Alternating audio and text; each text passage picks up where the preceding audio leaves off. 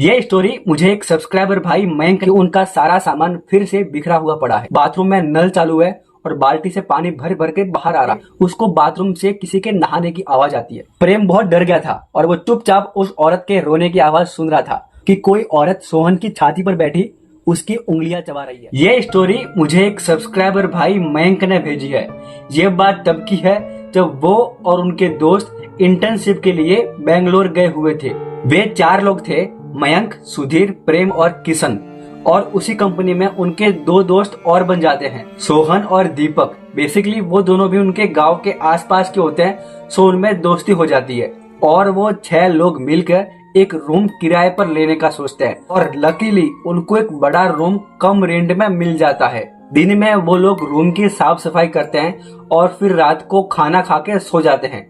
अब next day जब वो सुबह उठते हैं तो मस्त अपना नहा धो के वो अपने काम पे चले जाते हैं।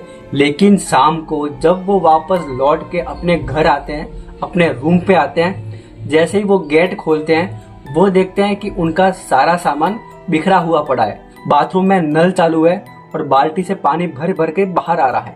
लेकिन उनमें एक लड़का होता है दीपक, उसका सारा सामान सही सलामत पड़ा है, उसका कोई सामान बिखरा हुआ नहीं है। ये देखकर वो लोग दीपक पे शक करते हैं कि ये सब दीपक का किया जा रहा है। लेकिन दीपक मना करता है कि भाई ये मैंने नहीं किया। लेकिन वो लोग दीपक की बात नहीं मानते और वो सारा दोस्त दीपक पर देते हैं और उस रात वो सारा काम दीपक से ही करवाते हैं। अब दीपक बेचारा क्या ही करे, वो चुपचाप सारा काम कर लेता है और फिर वो लोग खाना वाना खा के आराम से मस्त सो जाते हैं। अब रात के 2 बजे हैं। मयंक अपनी जीएफ से चैट कर रहा होता है, लेकिन तभी उसको बाथरूम से किसी के नहाने की आवाज आती है। उसको लगता है कि कोई उसके दोस्तों में से होगा जो नहा रहा होगा और वो इग्नोर करता है और फिर फोन रख के सो जाता है। अब नेक्स्ट डे मयंक जो है अपने सारे दोस्तों से पूछता है कि यार रात को 2 बजे बाथरूम में कौन नहा रहा था। लेकिन बारी बारी से उसके सारे दोस्त मना कर देते हैं कि भाई हम तो नहीं नहा रहे थे, हम तो सब सो रहे थे। अब ये बात सुनकर मयंक को अजीब लगता है, लेकिन वो इस बात को इग्नोर करते हुए अपने काम पर ध्यान देता है। शाम के 6 बजते हैं, उनकी छुट्टी होती है और वो लोग लौट के वापस रूम पे आते हैं। लेकिन जब वो रूम का दरवाजा खोलते हैं वो देखते हैं कि उनका सारा सामान फिर से बिखरा हुआ पड़ा है। बाथरूम का नल चालू है और पानी बाल्टी से बाहर आ रहा है। लेकिन फिर से दीपक का सामान सही सलामत पड़ा है, उसका कोई सामान बिखरा हुआ नहीं पड़ा।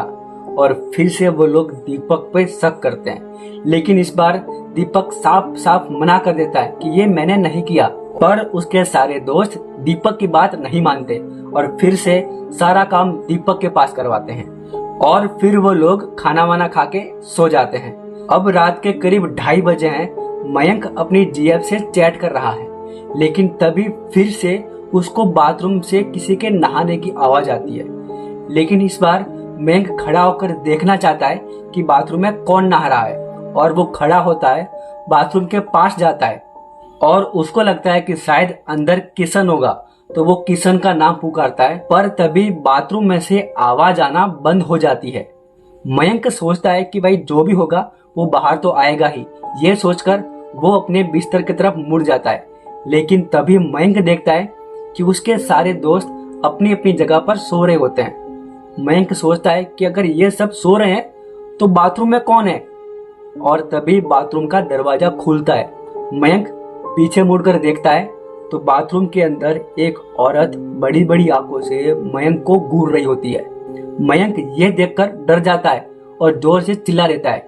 उसकी आवाज सुनकर उसके सारे दोस्त जाग जाते हैं और मयंक को पूछते हैं कि भाई क्या हुआ, तू क्यों चिल्लाया। और मयंक उसे बताता है कि बाथरूम में कोई औरत है जो मुझे घूर रही थी। वो सब लोग झटपट खड़े होते हैं, लाइट ऑन करते हैं और देखते हैं तो वहां कोई नहीं होता। और वो लोग मयंक को पूछते हैं कि भाई तू कुछ लेके आया क्या बाहर से, अंदर कोई नहीं है। और वो सब उसको समझाते हैं कि भाई ये तेरा वहम होगा और फिर वो मयंक को समझा बुझा के सुला देते हैं। लेकिन नेक्स्ट डे उनके एक दोस्त प्रेम को दस्त लग जाते हैं, सो वो जल्दी छुट्टी लेकर रूम पे आ जाता है। जब वो रूम पर आता है तब उन सबका सामान सही सलामत पड़ा होता है और वो दवाई लेकर थोड़ी देर लेट जाता है। लेकिन कुछ टाइम बाद उसका जोर से प्रेशर बनता है और वो बाथरूम में जाता है। वो बाथरूम में बैठा ही था कि तभी उसे अपने रूम के अंदर से किसी औरत के रोने की आवाज आती है और धीरे धीरे उसके रोने की आवाज बढ़ जाती है और कुछ टाइम बाद उसे ऐसा लगता है कि कोई जस्ट दरवाजे के पास खड़ा रो रहा है। प्रेम बहुत डर गया था और वो चुपचाप उस औरत के रोने की आवाज सुन रहा था। वो मन ही मन भगवान को याद कर रहा था कि भगवान जल्दी उसके दोस्त रूम पर आ जाए। लेकिन तभी प्रेम को लगता है कि कोई बाथरूम के दरवाजे पर अपने नाखून खरोच रहा है और फिर किसी औरत के जोर से हंसने की आवाज आती है। ये सुन प्रेम की फटके 4 हो जाती है और वो रोने लगता है। और फिर कुछ टाइम बाद डोरबेल के बजने की आवाज आती है। प्रेम समझ जाता है कि उसके दोस्त ही आए हैं। वो तुरंत बाथरूम का दरवाजा खोल के भाग कर जाता है और वो गेट खोलता है।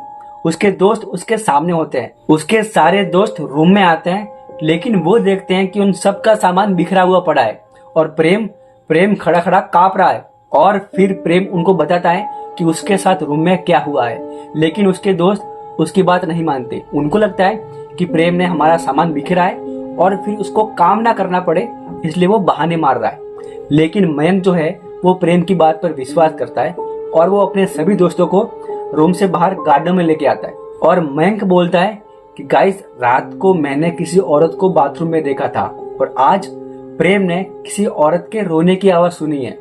हमारे इस रूम में हो ना हो कुछ गड़बड़ है। बेसिकली मयंक जो है वो अपने दोस्तों को रात को लेट तक जागने का कहता है और वो लोग उसकी बात मान जाते हैं। फिर वो रूम में आते हैं, खाना वाना खाते हैं और फिर लेट जाते हैं। अब रात के करीब 3 बजते हैं। बाथरूम में से फिर से किसी के नहाने की आवाज आना शुरू होती है। मयंक और प्रेम चुपचाप लेटे हुए वो आवाजें सुन रहे होते हैं, लेकिन तभी बर्तनों के बजने की आवाज आती है और जैसे ही बर्तन गिरते हैं ना, वैसे ही उनके सारे दोस्त जाग जाते हैं। लेकिन अब वो चुपचाप पड़े पड़े आवाजें सुन रहे हैं कि भाई रूम में क्या हो रहा है। लेकिन तभी उनकी नजर ऊपर की ओर पड़ती है। वो देखते हैं कि एक औरत उल्टा लटकी हुई उनको घूर रही होती है। ये देखकर वो लोग बहुत डर जाते हैं। थोड़ी देर बाद उनको अपने शरीर पर भार महसूस होता है और दर्द के मारे सोहन जोर से चिल्ला देता है। और जैसे ही सोहन चिल्लाता है, वैसे ही दीपक जो अभी तक सो रहा था उसकी नींद खुल जाती है और वो देखता है कि कोई औरत सोहन की छाती पर बैठी उसकी उंगलियां चबा रही है। ये देखते ही दीपक चिल्लाते हुए खड़ा हो जाता है और वो लिटरली चुड़ैल को लात मार देता है। वो चुड़ैल दूर जाके गिरती है और गायब हो जाती है। दीपक की आंखें गुस्से से लाल थी और वो जोर से चिल्लाता है, भाग जा यहाँ से वरना मैं तुझे खा जाऊंगा। लेकिन तभी दीपक जमीन पर जोर से थाप मारता है और वो शांत हो जाता है। उसके दोस्त ये देखकर बहुत डर जाते हैं। अब सोहन को पता था कि दीपक ऐसा क्यों कर रहा है। वो खड़ा होता है और दीपक को पानी पिलाता है। उसके बाद वो अपने दोस्तों को बताता है कि दीपक के ऊपर भैरव बाबा की सवारी आती है। और थोड़ी देर बाद रूम में पॉजिटिव सा माहौल हो जाता है। और जब नेक्स्ट डे वो लोग पूछताछ करते हैं, तब उनको पता लगता है कि उस रूम में एक औरत ने सुसाइड किया था और तब से उस औरत की आत्मा उस रूम में भटक रही है। ये सुनकर मयंक और उसके दोस्त डर जाते हैं और वो उसी दिन रूम खाली कर लेते हैं। तो दोस्तों, ये थी आज की हॉरर स्टोरी। तो प्लीज वीडियो को लाइक कर दो, चैनल को सब्सक्राइब कर दो। मिलते हैं अपने नेक्स्ट हॉरर वीडियो में। तब तक के लिए बाय बाय।